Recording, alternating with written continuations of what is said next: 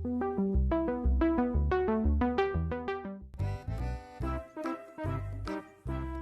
anak-anak, apa kabarnya? Semoga anak-anak semuanya dalam keadaan sehat, Pak Guru juga sehat, amin.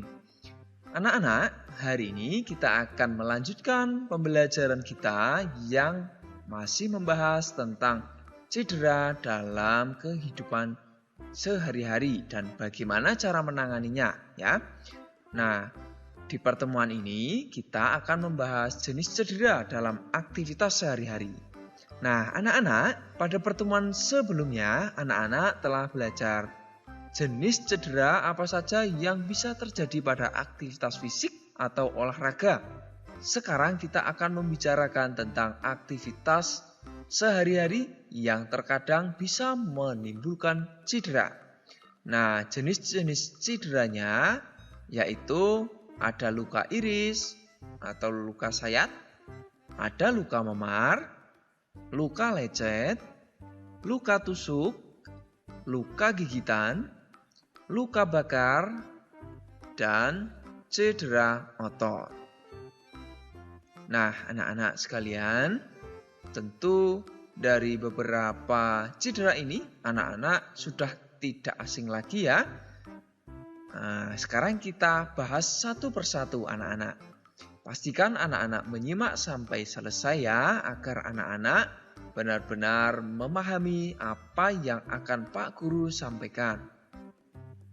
Dimulai dengan luka iris atau luka sayat.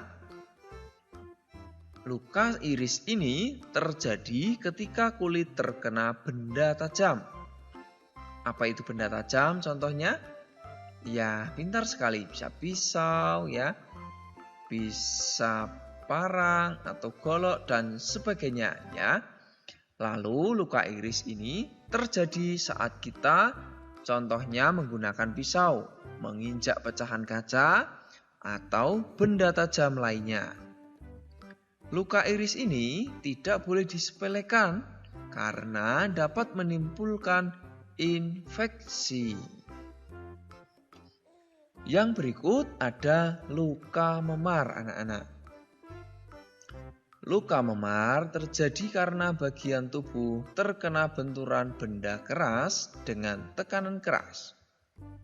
Contoh luka memar yaitu luka karena terbentur meja, luka terkena pukulan, dan luka terkena tendangan. Luka memar ini ditandai dengan benjolan pada bagian tubuh yang terbentur. Kemudian muncul warna agak kebiru-biruan atau ada lebam. Selanjutnya anak-anak ada yang dinamakan luka lecet. Tentu luka lecet ini sudah tidak asing lagi ya. Pasti anak-anak pernah mengalami luka lecet. Ayo, pernah tidak? Ya, pasti pernah ya. Nah, luka lecet ini terjadi akibat permukaan kulit tergesek permukaan kasar. Luka lecet umumnya lebih sakit atau perih daripada luka iris. Luka lecet ini dapat menyakitkan karena menjangkau banyak ujung saraf di bawah kulit. Begitu ya anak-anak penjelasan untuk luka lecet. Yang berikut anak-anak ada luka tusuk. Untuk luka tusuk ini diakibatkan benda berujung runcing atau tajam. Apa saja contohnya anak-anak? Ya, bisa garpu, gunting, obeng, anak panah, pecahan kaca, pensil, bahkan ballpoint juga. Jadi hati-hati anak-anak ya, agar kita terhindar dari luka tusuk ini. Nah, ciri dari utama luka tusuk ini dibandingkan luka akibat benda tajam lain adalah kedalaman luka melebihi panjangnya. Lalu makin runcing dan tajam ujung benda, maka luka kita akan semakin mudah untuk terjadi yang namanya luka tusuk. Berikutnya anak-anak ada luka gigitan. Untuk luka gigitan ini penting diperhatikan dalam dunia kedokteran luka ini dapat menyebabkan beberapa penyakit atau hal lain, antara lain: pertama, kerusakan jaringan secara umum. Kedua, pendarahan serius jika pembuluh darah besar terluka. Ketiga, infeksi oleh bakteri atau patogen lainnya seperti rabies. Keempat, dapat mengandung racun seperti pada gigitan ular dan awal dari peradangan dan gatal-gatal.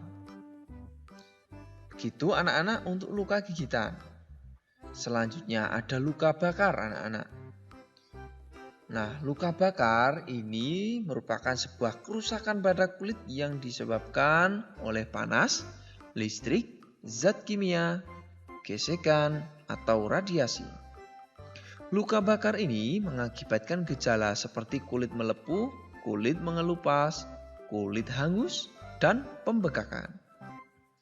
Nah, keadaan ini biasanya akan menimbulkan gelembung cairan di bawah kulit.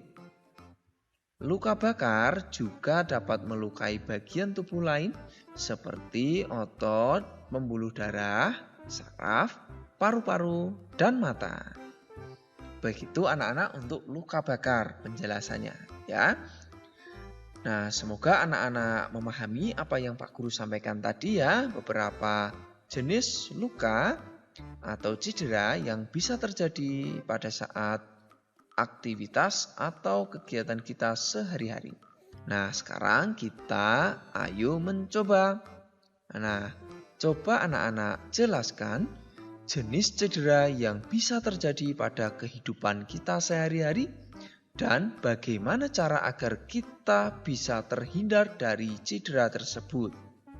Silahkan dijawab. Sampai jumpa anak-anak di pembelajaran selanjutnya.